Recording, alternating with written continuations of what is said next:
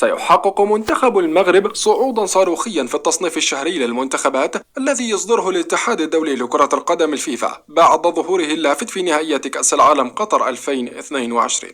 ووفقا لحسابات موقع فوتبول رانكينج المتخصص في رصد آخر تصنيفات المنتخبات الأوروبية والعالمية، فإن منتخب أسود الأطلس سيصعد للمركز الرابع عشر عالميا بعد نتائجه المميزة في المسابقة العالمية وفوزه على إسبانيا وصعوده للدور ربع نهائي. وبحسب نفس المصدر فإن منتخب أسود الأطلس سيرتفع رصيده من النقاط في ترتيب الفيفا لأكثر من 1638 نقطة. وتمكن المنتخب الوطني المغربي من صناعة التاريخ في كأس العالم قطر 2022 بعد ارتقائه من المرتبة الاثنين والعشرين إلى المرتبة الرابعة عشر عالميا، وذلك بعد فوزه على المنتخب الإسباني أمس الثلاثاء في ثمن نهائي كأس العالم قطر 2022.